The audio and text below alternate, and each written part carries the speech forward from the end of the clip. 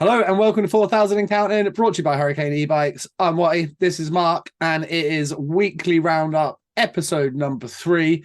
Before we get to the NIHL news, Mark, obviously we're going out to catch a game in Czech next month. You went this weekend, just gone, looked unreal. How was it? Same as always, just fun, fast hockey, bit of a local rivalry. Olomouc, I think I said that right, is like about 40 minutes from Brno. So said it better than I would have, mate. Full house, great atmosphere. Like I said on someone's Twitter, I think it's Andy from Hull. He was like, "How was the atmosphere?" I was like, "It's good, but if the average UK hockey family fan went, they would be petrified." Hashtag hockey family. But honestly, I highly recommend it to anyone that loves hockey, likes an old style arena, because it's like a UFO. I mean, I've been here many times before, but I fall in love with the place, man. It makes me love hockey even more. So I can't wait for you to experience it. Yeah, I can't wait. And obviously, we'll get a lot of content while we're there. Mark's got some content. We'll be putting a reel out very soon. So check out Instagram for that. Shout out to all the new followers on Instagram and Twitter and Facebook and on here. Bravo. Love it. It's great. We like having new faces on board. So I hope you're liking what we do. Before we head off and do all the results later on, we're gonna throw it back a little bit, because guess what? There's actually some stuff happening in UK hockey. We're not trying to drag a summer episode out and make up news out of fucking nothing. We actually have some stuff to talk about. So we're gonna start off in the NIHL. Archie Sailsbury, you fucking jinxed him, didn't you? He bought his own loan, and he bought his own loan, and he's gone. He's been gone by the end of the month. I mean, you got to be disappointed, and I say you got to be. I'm just going by what I've read online from the Phantoms fans. They're disappointed to see one of their young guys, one of their own players, go. Obviously, there's speculation where he might go. Banners on the wall last night said that perhaps the MK Thunder, MK Lightning two-way system they have going this year could perhaps be a spot for him. I don't think that would be bad. Maybe a team like Streatham want to take him down in the NIHL 1 and give him big minutes. I don't know. But would you be pissed off if you was a Peterborough fan letting him go this early on in his career? He's still so young. Well, you always find, don't you, with every club, when you've got a homegrown lad that represents the team, it just, when they score, when they assist, everything, it feels great. So yeah, Phantoms have a knack of losing good Brits to MK in that respect. I want to put in Lewis Hook and Jordan County when they took them. Yeah. But just to name just two. Archie Sailsbury, I have no idea. No idea what's happened there. Bit of a shock. Just I hope that he's staying in the game and that we're going to see him in the future, because we need guys like him getting shit and yeah, to help our development with Brits, really. Yeah, totally agree. And what I've seen of him, I liked him, but he's still young. He's going to land on his feet, and hopefully we get to see him back in the national before too long. If to say he doesn't stay in the national, maybe the Bees, who knows? Sam Cooper, he's gone and joined the Steeldogs alongside Dan Crowe, extending his contract through 2025. Both been announced on two ways with the Steelers. I mean, it's great news for those boys. In fact, Crowe had told me that Sam was going to be coming up the week after when I was up in Sheffield, and that he was going to skate with the boys and see how it went. And I guess it went well. And Tony Smith and the team up there have signed him for both the Steelers and the Steeldogs. So the Dogs have just got a bit stronger. I don't know where he fits into that decor mind. One of the strongest decors in the league, if not the strongest. Yeah, so I don't know. Maybe he slots into one of those 5th or 6th roles, but he's going to get minutes. The Dogs play everybody, so he will play. And he's going to get skate the Steelers, so it's going to improve him no ends. Here's one that we kind of got a bit all over the place last week, because it came out just as we was going live on Roundup episode 2. Bristol captain Owen Sobchak went, and we speculated where he would go and why. And well, some stuff's come to light. Jamie McElroy shared it on Twitter. I believe it's pretty common knowledge across the Bristol pages now, and other people are talking about it, not just Jamie, that apparently Owen was a piece of shit and things went on. And I'm only going to reiterate the information that's out there. It could be right, it could be wrong. But the information I've read, that was stuff said after a few pints in the group chat that was unacceptable, regarding stuff with his teammates, and then regarding injuring a player that was for a different team in the league. Now, that player then confirmed it on Twitter. So if that's the case, I mean, I can only judge Owen by when I've spoke to him on here and when he came and played for the charity game. He's never done anything wrong to me.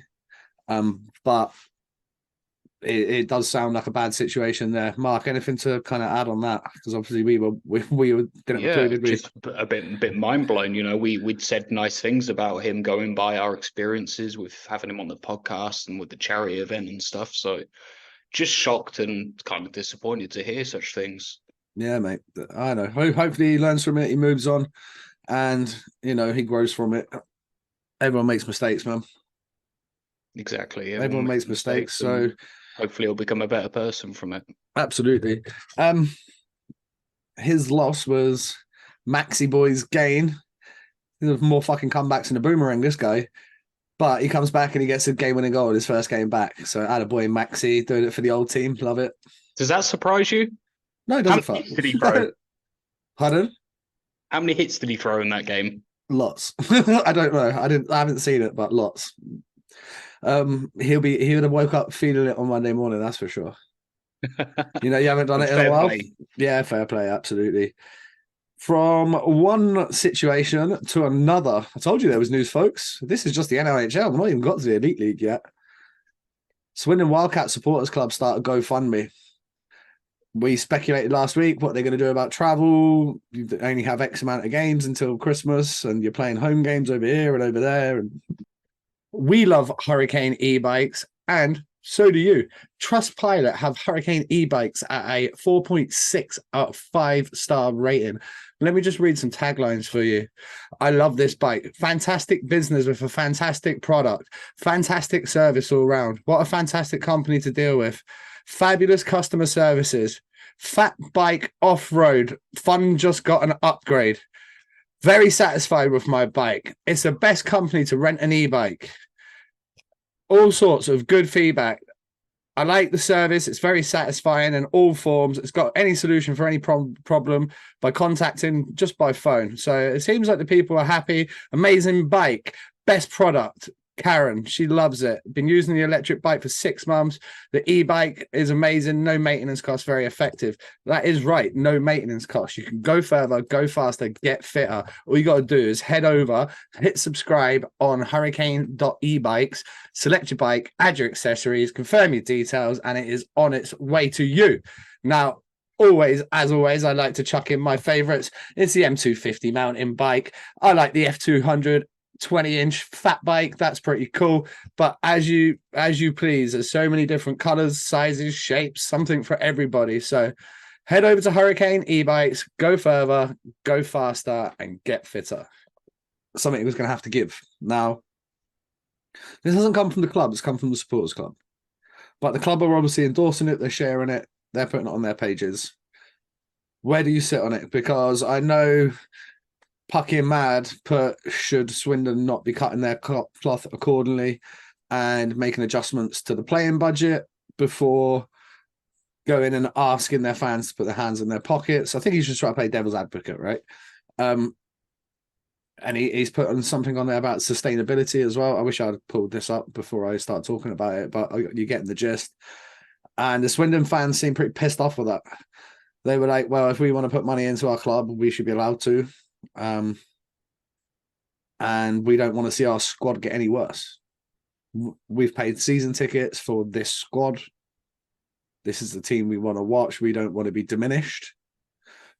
Where do you sit on the whole thing? Because it was nice that he actually brought a talking point to it, didn't he? Yeah, he put in some valid points. I see where he's coming from, but when you're a supporter of a club it's happened to, it just feels different, doesn't it? I think you just have a completely different feel to an outsider in that respect. Yeah. So, I mean, as a Swindon, I'm not a Swindon fan, but if I was a Swindon fan, then you want to see your guys on the ice every week. You don't want to see them fold or anything like that. That's like the worst thing you could have, isn't it? So, sustainability, correct, but I don't know. I'll sit on the fence with it. Let's have a look. I think We they all would want the same outcome at the end of the day. Nobody wants to lose Swindon Wildcats from the Absolutely NIHL. not. Like, let's just put that out there straight away. So I'll read what the GoFundMe says. This season promised so much for us all. Not only has the rain stopped us from playing at home, it has prevented us from earning money we rely on to fund the team and operate the hockey club. This is why the supporters club is now asking the Swindon community and all ice hockey fans to come together and support the Swindon Wildcats. We're managing to rearrange some of our fixtures to buy us time, but this means increased travel costs. Your contribution can therefore help us keep the team on the road as travel costs are high and we have very limited income. We are setting a target of £10,000, which is less than 50% of our expected travel budget this season. It's a big number, but we're confident we can find 1,000 people to donate £10 and say yes to support the Wildcats. Blah, blah, blah, blah, blah, blah. Cats together. Now, out of their £10,000 target, they've hit £2,835 on 88 donations. So, people do want to support them. Yeah, I get it. After you read that statement, I do get it. And it's the financial cost, when it's throughout a season, you get so many games per month at home, you generate a bit of revenue, and then you can start paying for your buses and all of that kind of stuff. So when you've just been hit with something where you've just got to go on the road, where is your income coming from? So why is the Link Centre's insurance not paying for it? Yeah, it shouldn't be coming out at the end of the day. It shouldn't be coming out of the supporters' pocket. It's like what you class as sort of like a disaster situation. So you would think that there would be some sort of insurance cover, but I don't know where to start with that. I'm not really smart enough to go down that avenue. I imagine it comes down to some sort of contract law because the Wildcats would have rented X amount of hours off of the Better Link Centre or whatever it's called. And that would include games, and they cannot fulfill those. They cannot. The ice rink can't fulfill its contract. So the club suffers financially. So the club suffers financially. Exactly. So there must be insurance, but if you've ever someone ever crashed into your car or whatever, you know how long these fucking things take. And that's with, some twat crashing into your car, let alone a natural disaster flooding out the rink. But anyway, our thoughts are with those in Swindon. Hopefully we get you guys back on the ice very soon. On a positive note, I was going down to watch a game in Cardiff and to catch up with Russell, my best man down in Cardiff. We're going to go to catch a Friday night game against Sully, see Sully. Well, it just turns out on the Saturday, Swindon are now playing Solway, so get a bit of a Brucey bonus double feature, catch a couple of games. I'm excited to see Swindon this year. I like the addition of Glenn Billing. I'm looking forward to seeing him play live again. It's been a while, other than that charity game, obviously. Yeah, they've got a really great team. I mean, this situation sort of took away what's the word I'm looking for? It sort of took away the limelight away from Swindon's roster and what they could achieve this year. Because they're very good on paper. Well, we say this every year. On paper. They're very good on paper, but actually they look good. I agree. At times they've looked good when the games I've seen. Speaking of looking good, Kirky's, I know it's not NIHL news strictly, but I've kind of slipped it in the middle here. Kirky's over in Czech, 3 points the other night, 3 assists, but actually watching the game highlights back, he was robbed of a goal. He was totally robbed of a goal. He put it in. It was his goal all day long. But yeah, he's sitting on, I believe, what did we work it out the other day? 6 or 7 points in 9 games, I think. Yeah. Yeah. If he continues at that pace, he's going to be doing very well come the end of the season. And we love to see him doing well. Oh, he's doing great on a team that traditionally sort of struggle, sort of get that last playoff push if they can. They're having a great run themselves, and to see Kirky in and amongst that, I mean, that shows great things for the club and for him. I want to go see him play out there. Let's come back to the UK. Ali Cree steps away from the Dogs. He put a post out the other day, and we shared it, obviously, so don't want to get too emotional about it. But Ali, thanks for everything you've done for the podcast. Thank you. We appreciate it. I know everybody in Sheffield appreciates everything that you've ever done, and you're going to be sadly missed by the whole community there in Sheffield. From all the comments that I read, they're all positive, they're all good, and yeah, one of the good guys gone. Agreed. Very nice guy, very approachable. Helped us out so much behind the scenes. Was always an ear if you needed someone to listen to you, and he always gave us advice as a podcast and as people. And yeah, a lot of respect for Ali. Yep, it's total beauty. Obviously, we're still using jersey 53 for all our charity games and stuff, so it's not like he's going to go off the face of the earth for us. So you'll still be seeing some of his handiwork in and around 4,000 and counting. Right, Bari McKenzie leaves Solway, 6 defeats on the trot to start the season. Change had to be made. Barry's the first guy to go out the door. Just a slow start for Bari. I think it's probably worlds different from what he's been used to the last few years in the Elite League, playing probably treble the minutes that he was, and he just didn't really get going for him. He'll be disappointed. Yeah, he'll be disappointed. I think Solway in this early stage of the season have shown that if it's not right, we will change it. And it's going to be a learning curve for them this year. We knew that. It was a learning curve for Hull last year. For the Raiders previously, like the new teams that have come into the league have had these like bedding in periods, and they need to get their shit sorted real quick. They can't keep dropping 2 points every night. They need to be getting it done. And I think when they've got all the bits and pieces there, I think a couple of additions, they definitely need that. They need a little bit more depth in order to compete at this level. But if they can get a couple of new additions that can start troubling the scorers a little bit more, that is going to be key for them in gaining success. If they can get like Mason in amongst the goals a bit more, I've seen Peacock's got a couple now, Dunbar's got a couple now. If those boys can start upping that scoring output, like chucking a Balaz type game, whether it's 3-1, 3-2, they're going to start winning hockey games. They've got some great players on the roster, and when they get firing on all cylinders, they're gonna shock teams. And I still think that they're gonna have a good season still. For a team that's new to the league, there's going to be a few adjustments along the way. But like you said, there's always been that sort of bedding in period. I think it will come quicker with Solway, though. I think it will come quicker with Solway. I think that they've been a bit surprised at maybe just the standard. You're going to have a few games, to get a taste of just really how the standard is. And if you have the right team and they've made a change, and best of luck to them going forwards. We'll see who they bring in. Right. I love this. Again, it's not strictly NIHL. In fact, it's nothing to do with the NIHL, but it's just where I put it on the list when I was writing it all out. GB are going to host I believe it's the second round of Olympic qualifications in Cardiff in February, all over that. Currently in the group is China and Romania, and a team to come up from whatever the group 1 qualifying is. I'm guessing it might be like Spain and Croatia, or I'm totally guessing. And then whoever wins this group in GB goes onto Italy for the final qualification round. Now, at a very, very minimum, we need to be getting well out of this group with the teams that are in it on home ice. And we need to be pushing that next group. If we want to be taken seriously and start getting some funds, we need to qualify for the Olympics. That we've said it for years. I think every person in hockey said that the only way that the national team is going to get recognition, like with the media, is through the Olympics.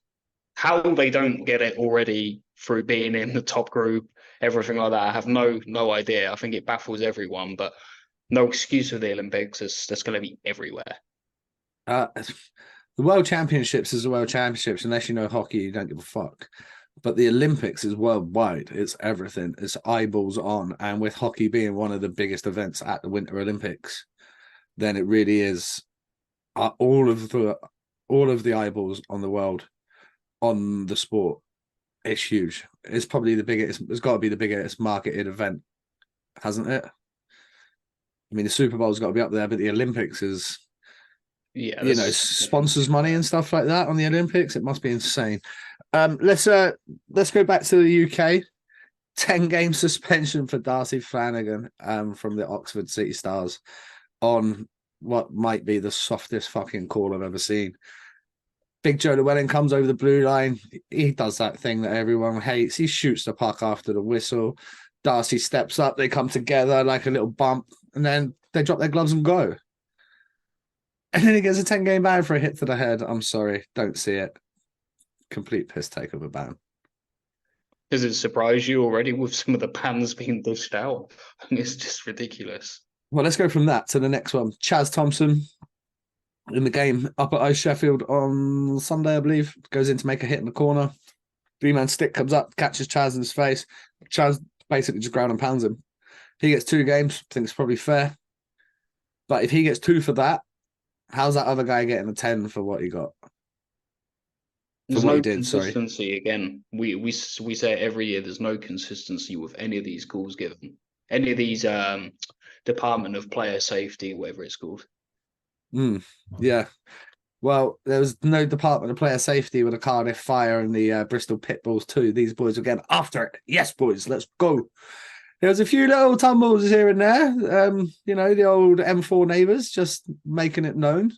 But we see it and we love it. And I'm here for the boys. No one was getting cheap shotted. They were pretty even scraps. And yeah, getting after it, boys. Just a few Valley lads chucking knucks. Love to see it. Love to see it. Okay, what we don't love to see, though, is club having to do this. Now, Romford put a statement out. I'll tell you what, let me find it before I butcher it. Romford put a statement out last night regarding people getting in for free on a carer's sort of ticket. And it seems very much like people have just completely taken the piss. Now, let me see if I can find it. The fact that they've had to do this has been obviously disappointing for a lot of people within Romford. But the concessions for carers of disabled, and it says disabled in air quotes. So it's it's not. It's just like it's saying it in air quotes. Yeah. So it's already like you're putting the people on the back. On the back foot, it said, last season, under guidance from experts in the field, Raiders adjusted their policy in allowing discretionary free entry for carers when bringing cared-for people to games. Under the policy, cared for or disabled person paid full price and their carer received a complimentary ticket, basically intended as a ticket to allow an otherwise unable person to attend a game and receive the care they need. The policy and subject has been the source of numerous debates on the entry doors and very large number of emails between games and discussions during the course of the games regarding those that feel the system should be adjusted to suit their personal circumstances. With immediate effect, we are suspending the discretionary concessions for those defined in our web pages who are carers and those receiving higher rates of PIP, DLA and other qualifying payments. We are seeking a suitable policy that can be applied more easily to serve those with a genuine need and avoid the problems on the entry doors that our staff have sought to their best of their ability to administer fairly and clearly, for which we thank them. Fuck me, I can't even talk. What we felt started out as the right thing to do has become a time-consuming and difficult exercise while we try to decide how best to determine who needs our assistance to attend games using official guidelines. I'm going to go right off the bat. They should have not have fucking announced that until they had a plan in place. Fair comment. I totally get why they've done it, because people are taking the piss and people do take the piss. And we don't want the clubs losing money by just, any Tom, Dick and Harry. I've got mates that do it, and then they pull the old ADHD card at fucking Thorpe Park and get the fast track access and that. So, mate, you've never mentioned the fact that you've been ADHD for 10 years and now all of a sudden there's a freebie on the line and you're all over it. I get people do that. And Romford have had to make this statement, but they should have went, right, we're taking that away and this is what we're doing. Yeah, give a solution. Straight away. I get, and as they say, time's gone into it. They've been thinking about it. But the word on the Blue and Gold Army page on Facebook is they're not fucking happy. Yeah, shit to be having to be put in that situation in the first place. Yeah, I mean, I don't envy them at all. I do not envy him. Right, let's move on. I think we have one more in the NIHL. We do. It's my boy, Mr. James Galazzi. The Bees have announced they are going to be sticking his jersey in the rafters, and couldn't happen to a better bloke. Got his testimonial. Was there for over 10 years. Hornets before, through and through, right the way through. First year was when I was there, and he never left. Stick his jersey in the rafters. I'm really happy for him, mate. Really happy for him. Well deserved. And like you say, he's been there. He's been there forever. And what he's given to the club and everything that they've been through, and he's stuck by them. I mean, congratulations for getting the jersey retired. Awesome. Right, we are going to go to the EIHL. Up first, we have the Belfast Giants in the Champions Hockey League. A Daniel Tedesco OT winner with 4.6 seconds left of overtime. Got the Giants a 1-0 win over Austrian side Salzburg. Huge win for them. And they're still in the hunt. If they win their last game at home, they could be the second ever team from the UK to qualify for the last 16 of the Champions Hockey League. Mark, obviously you know a bit more about Salzburg, having being the fact that they're over there in Austria. Good result for the Giants. Yeah, amazing to see. I'm really happy for them.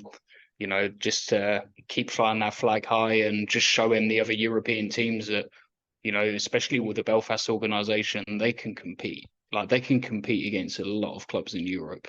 And I'm glad that with Salzburg, who have a Red Bull team with a lot of money and a great infrastructure in Salzburg, yeah, phenomenal. Great result. It was always going to be a tough game, but I was confident that Belfast would grind out a one-goal victory. And how it happened. Besko's just a sicko as well, isn't he? Yeah. Champions Hockey League must-win game. Shut up. Okay. And he's proven that against the top side. He's shown it for anyone that's ever doubted him, and I don't know why anyone would, or saying, "Oh, why do we bring him in?" And I think straight savage. He has nothing to prove because he is a straight sicko in goal at ice hockey. Right, the hit that was heard around the Elite League Twitter, X. I keep doing that. It was all over X. Like, they were calling for death sentences and guys to get injured and all sorts, but Greg Printz hit against Chad Petrosino in the Belfast versus Cardiff game down in Cardiff. Chad turns last minute, bang, straight through the numbers. It wasn't great, but it's just bad timing, a late turn. This is my opinion, by the way. And Printz was kind of in a vulnerable, he was in a I'm going to hit you situation. The guy turned, put himself in a vulnerable position. I thought 2 games initially. I'm not disappointed that the Department of Player Safety have issued 1. I see no issue with it.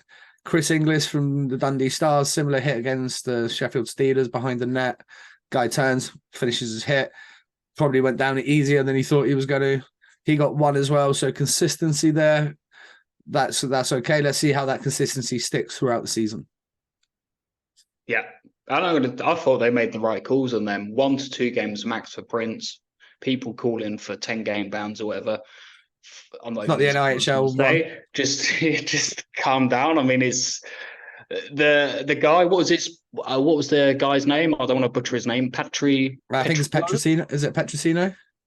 Apologies, I think it is. Remember, but yeah, he kind of turns for anyone that's doubting it. Just watch it slow motion. He kind of turns his shoulder back, and it's unfortunate. The hit was always going to be made, and I think just his body positioning at that crucial second gives it a worse outcome.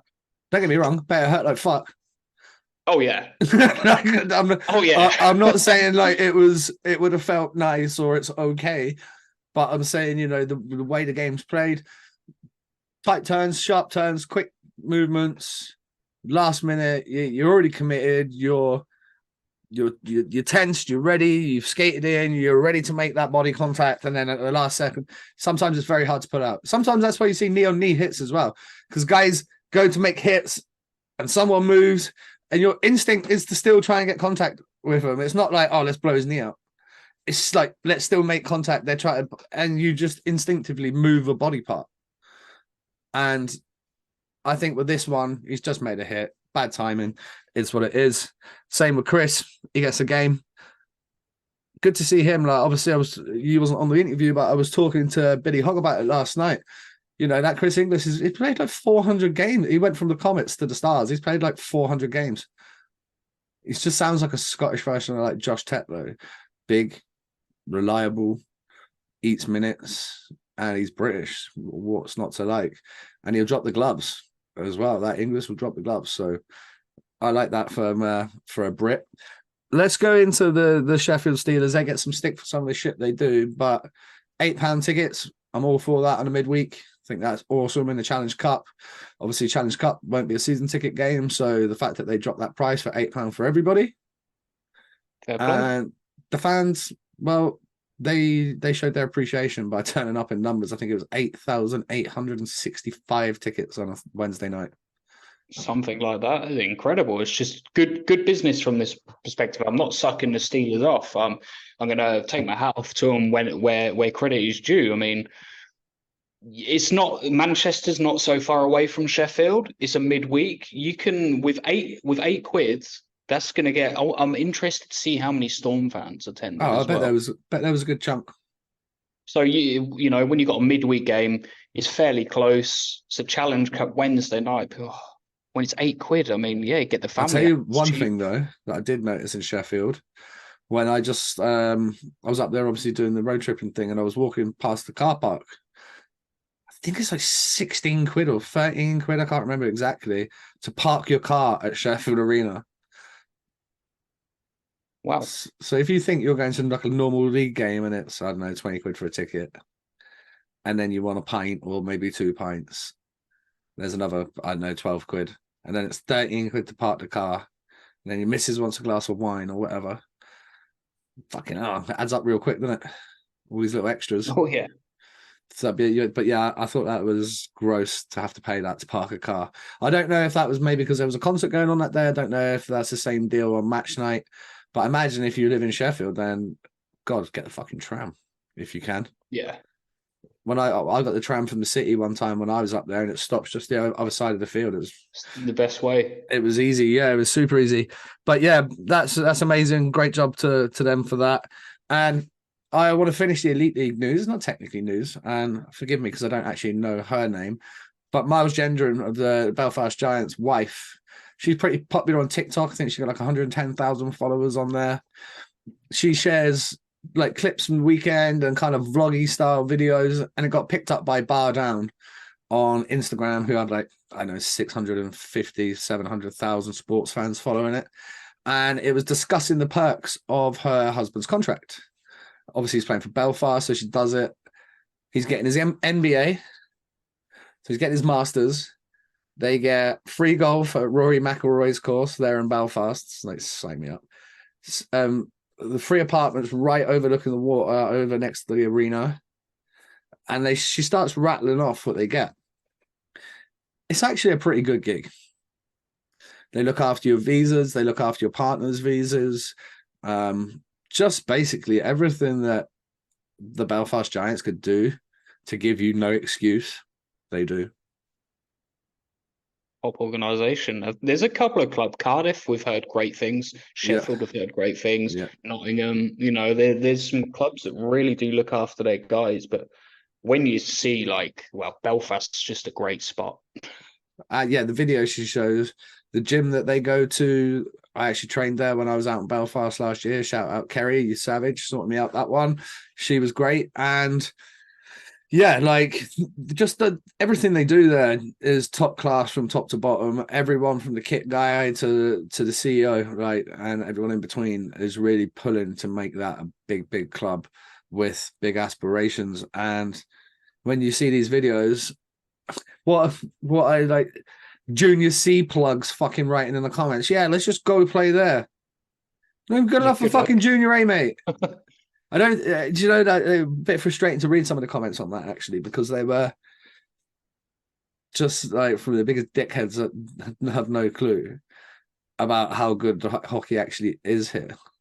I don't think it gets the respect it deserves. And Belfast right now are coming into something quite special the last few years. So they can shut up. They wouldn't get into that team. Not even a sniff. Maybe a snip of a jock strap at the most, but that is it. They might get in the fucking Buffalo if they're lucky, like Division 2 South.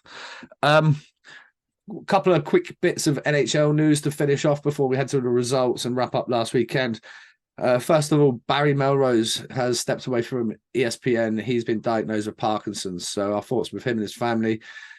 I like Barry Melrose. He's been around for fucking ever. Like, yeah.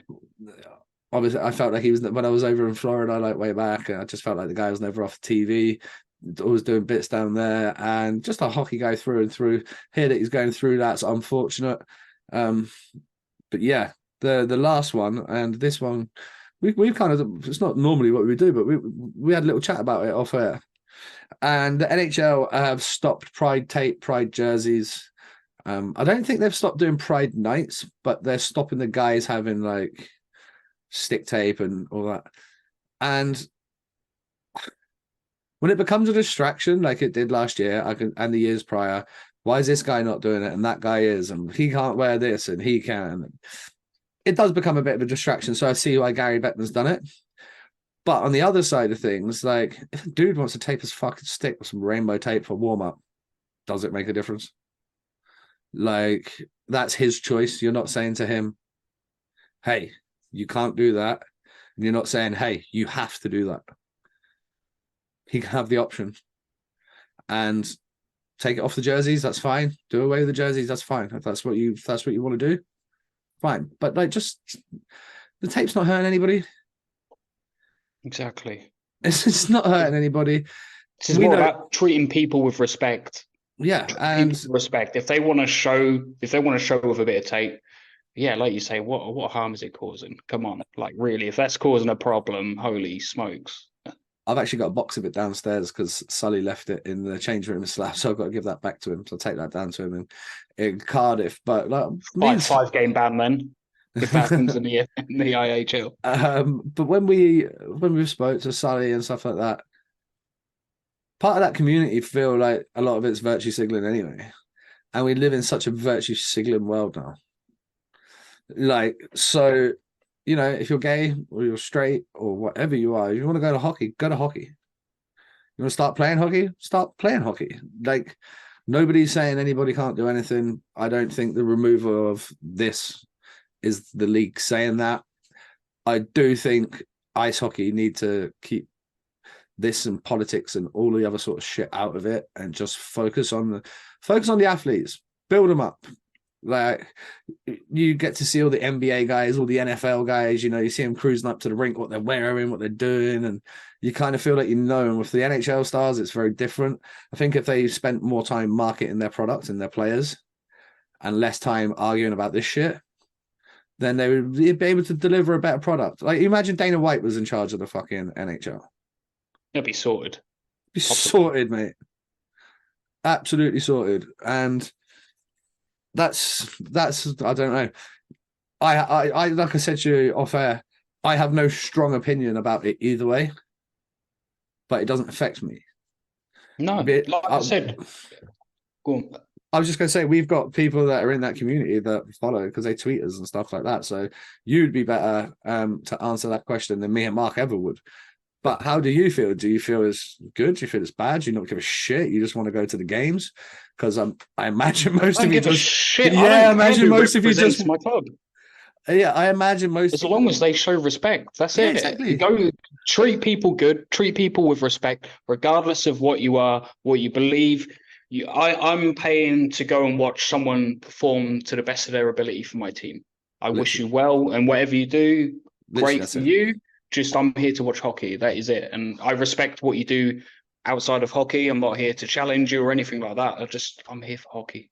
Well, Belfast should show it. It's one of the most religiously fucking violent places that has ever lived in the entirety of history. They put the Belfast Giants in the middle and everyone comes together. We don't hear about any of that. Nobody wears any football colours or nobody's doing, I'm Protestant, I'm Catholic. There's none of that. It's just, hey, you like hockey? I like hockey. You like beer? Yeah, I like beer. Fuck, come sit with me. Let's watch a game. And that's great. If, like I said, I don't think that from the people I know in that community, like my sister-in-law, for example, she wouldn't need a song and dance. She would just want to come to the game to come to the game. Like, so I don't know. I mean, I'm not qualified to talk about it. It's not my thing. But obviously, it's the biggest news in the NHL right now, so we thought we'd chuck it in there. Let's bounce from that and head over to the NIHL results. We'll go through what happened in the NIHL last week. Mark, so let's kick off with the Bees. They do the long trip up to Solway. They pick up a 4-1 win. Goals for Dominic Bribaer, Liam Morris, Balaz, and Brendan Baird. Scott Henderson, he got the goal for the Sharks. Sharks, that at that point was their 5th defeat in a row, a game they would be expecting to pick up some points in at home. How disappointed do you think they would be after the defeat at home to the Bees? I think given the Bees, how they've sort of started, it was going to be tough. I think they would have at least liked to have got a point from that. Yeah. Of course, they want to win, but I think at least a point, worst case scenario. Well, yeah, because they didn't get a point, and the Bristol Pitbulls, they get the monkey off their back. They pick up a 2-point night at home to the Sheffield Steeldogs, 5-2 victory. Good night for them. Nick Corrick with a hat trick, young Lipper, and obviously, as we mentioned, Maxi with a game winner. And then on the other side of that, Bissonnette, 2 goals, showing that you can put the puck in the net as well as set it up. Sheffield, they'd be disappointed coming off a 4-point weekend to then go down and lose to the Pitbulls when they'd been on a skid, but the Pitbulls weren't going to lose every game. If there was issues in the camp, it does explain a little bit of the start. Then Owen leaves and they pick up a win. I mean, these can all be coincidences, but you know, if there was a little issue in the camp and the boys were disappointed and they felt kind of defeated, sort of. Yeah. Then it's tough to get going. It's tough to maybe battle. It's tough for whatever. But they'll be happy to get that off their back. Raiders, 6-5 victory over the Swindon Wildcats. I mean, I think at one stage they were 5-1 and Swindon pulled it right back. But good to see the goals kind of getting spread out across those boys. Milton, he picks up a couple. We talked about him in the summer going across from Basingstoke, how good of a signing he was going to be for them. No shocker to see him in and amongst the goals. Not at all. Not I think I had him in my team at the beginning as well when we did our teams. I think you may well have actually, thinking about it. So we had Laysham, he had 2, Connolly and Power chip in as well. We talked about Glenn Billing earlier. He was on the score sheet twice. Tyler Cruz getting one from the back. Aaron Nell and Malasinski. Oh, then we can't forget to talk about this. Aaron Nell had a fucking fight. Yeah. Something I never thought I would say on 4,000 accounting. Aaron Nell, gloves off. Him and Ralphie, they went at it. Not a great tilt by any stretch of the imagination, but you can tell the link centre thing's getting to Aaron a little bit now because I've seen that boy get chopped, speared, fucking whatever, everything when I played with him, and it never ever looked like dropping his gloves. So I imagine all this link center bullshit's just got him to boiling point. He's like, right, okay, now's the time. I think I'm 35. I'm gonna start dropping the mitts. But yeah, he did all right. Was he texting Crosby? Yeah, right. Crosby's preseason fighting, Aaron's fighting. What's going on? MK Lightning and Leeds Knights might be the most weird weekend ever. 5-3 win for the Lightning on Saturday in MK. Our boy Rory picking up 2, Griff, Brown, and Venus getting on the score sheet. The next night, though, we did a different Leeds team turn up. 9-1 to the Leeds Knights. Kieran Brown hat trick. I believe that's his 2nd hat trick already this year. He's broke another milestone. Last week it was 300 senior points. This week 150 senior goals. I mean, he's only been in the league for 3 years. Less than statue next year. Yeah, they're starting building the brass statue for next year. But yeah, what a big turnaround. MK, you kind of just got to put that one to bed and just go, fuck it, we go again next week because that's a pasting. Yeah, just wasn't expecting that. Really wasn't expecting that. Everyone was sort of like, "Oh my god, MK's done Leeds," and you think, well, MK are a strong side. Leeds is always going to be a good game, but 9-1 the return fixture. Yeah, Like it's a I don't think shocker. anyone had that. Absolute shocker for them. The last result on the Saturday, Peterborough Phantoms, they hosted Telford Tigers, 3-1 win. Martin Schuster's on the score sheet again. He's had a really, really hot start to the year. Our boy Paddy, and then young Hunt on the score sheet for them. And then another friend of the show, Mr. Scotty Mack, had the lone goal for the Tigers. By the way, shout out Andrew Day for all this, because without you, I'd be twiddling my thumbs right now. So good the way you do the stats. Amazing. Makes our life so easy. Just having the scores and the scorers, we can just rattle through. It's awesome. It's one less job that we have to do on a podcast. So we really do appreciate you. Obviously, we touched on the Knights getting a win on the Saturday. The Phantoms made it a 4-point weekend. They went over to Romford. They won on the road 3-1. Schuster's again on the score sheet. Mate, he's having a hell of a start. I'm going to give it a little 4,000 counting fucking bump at the start of the season there, winning the 4,000 counting cup. But yeah, Schuster's been lights out. Phenomenal talent. I've always been a big fan of him. I think everyone's a big fan of him. I think He's a everyone big boy as well, by a the way. guy like that. Yeah, he's got big everything. Old unit. Dogs Pitbulls, the reverse. It went to overtime, but the Steeldogs take the extra point. And guess what? Bissonnette, 2 goals again. So throughout the entire weekend, Sheffield scored 4 goals. Bissonnette scores 4 goals. And Maxi, he's even going on the road all the way up to Sheffield. Wasn't expecting that. I thought he'd be on the M4 only contract, but he's up there and he's scoring goals. I love Maxi. I think he's great. He's a throwback of a player, and I'm all over that. Seahawks, only the one game this weekend. I did sit and watch the stream when you were out in Czech, and they put on a clinic against the Bees. 7-0.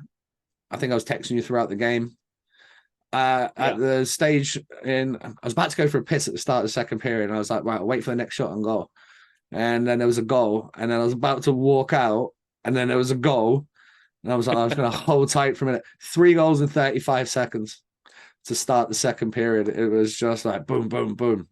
Unbelievable start to the second period. And then they never looked like conceding. I tell you what, the commentator on the whole stream was like 19 minutes to go in the third. Yeah, it looks like we're on a shutout. Tell you what, normally that's a jinx. The Bees didn't look like fucking scoring. I spoke to actually, shout out Slash Apparel. I actually spoke to young Josh Kelly in the gym. I was like, how many shots did you boys have in that game? 20? He was like, I don't even know if we had 20. Like, the whole put on a clinic. They were very, very good. And 7 different goal scorers for them. Matt, do you think, I mean, it was great to see the pictures of Bees up in Dumfries with the hotel and everything. Do you think it had an effect? You think that had an effect? You think they had a bit of bus legs, a bit of tiredness? Perhaps. Do you think that literally... Well, they didn't get going at all, mate. They didn't get going. The first period was pretty tight. That 35-second window absolutely annihilated them. And... yeah, no, that's what I just said on there. But yeah, just 7 different scorers. They'll be happy. Bees will be disappointed. I think much the same as the MK. You just put that one to bed and you go again next week. You can't really do much about it. It was a pasting. It was about as one-sided a hockey game as I've seen in a long time. But the Bees will bounce back. They've shown this year that they've got good players. They can come from behind and they can take points off of anybody. The last game of the weekend, Telford Tigers. Luca picks up a hat-trick. Housen, Sammy Watkins make it 5.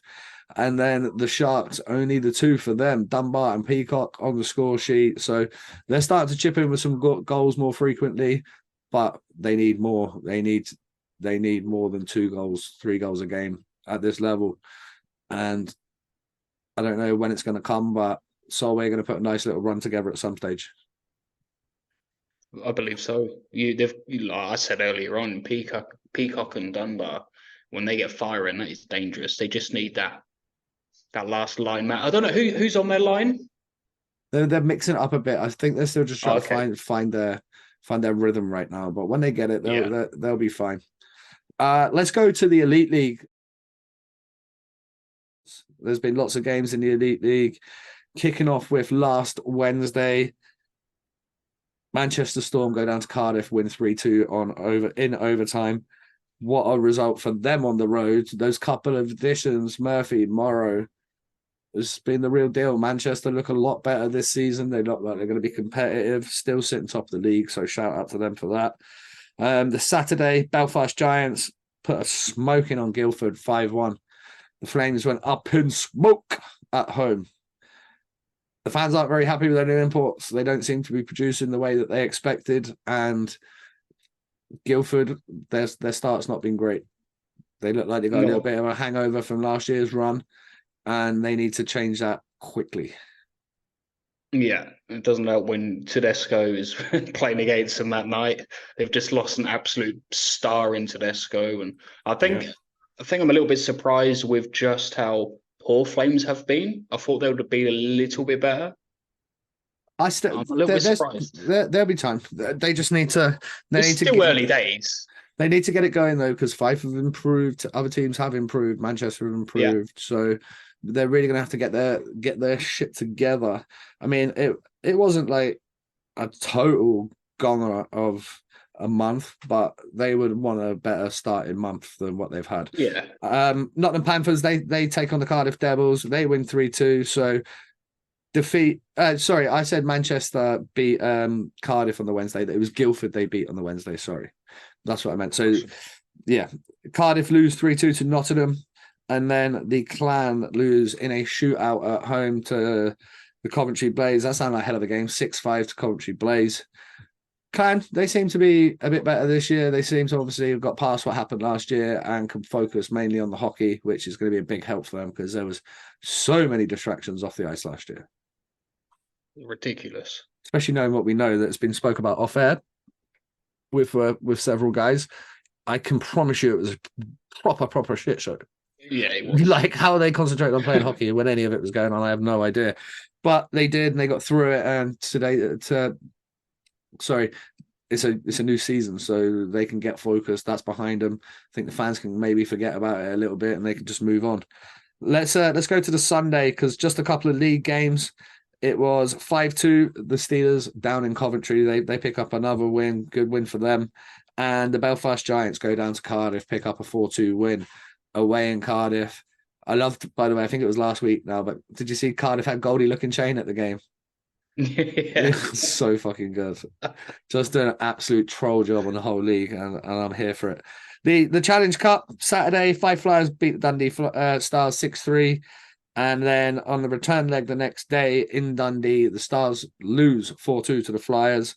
And then Manchester Storm, they pick up a huge Challenge Cup win over the Nottingham Panthers, putting a 7-4 victory over them. Zach Sullivan with an empty net goal. He had the tape measure out. I believe it was 201 feet. I think it's like so much easier when there's no goalie in there. I was like, well, yeah, they make scoring goals a little bit makes easier. A difference. It makes it a bit easier when there's not an elite league goalie in there. And then the final result was last night in the packed house at Sheffield. Sheffield gave the fans what they wanted, a 6-1 victory over the Manchester Storm. So I don't. That group's going to have a bit more legs to it than usual. The Storm, Steelers, and Panthers group. Yeah, Storm and Panthers, really interesting. Yeah, really Sheffield, I think, are going to have a good year. I do as well. Yeah. Nottingham, I don't know. You know, they beat Cardiff one game and then get hammered the next. So I don't know what to expect. But it's good to see Panthers actually picking up some results this year. Manchester Storm picking up great results and also surprising people. So a good Panthers team's good for the league. Yeah. I love it. I want every team to be good. But we've rabbited on for about an hour now, folks. If you haven't already, make sure you hit that subscribe button. If you are sticking around, then we appreciate your support. We want to keep growing this thing.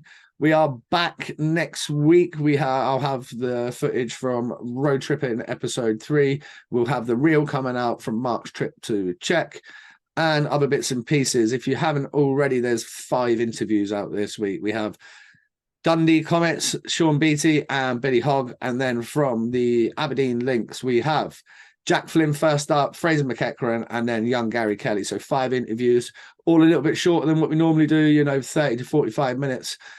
Wham bam, thank you, ma'am. And you can get all of those on our YouTube channel right now. They will be out on all of your favorite podcast platforms over the coming days.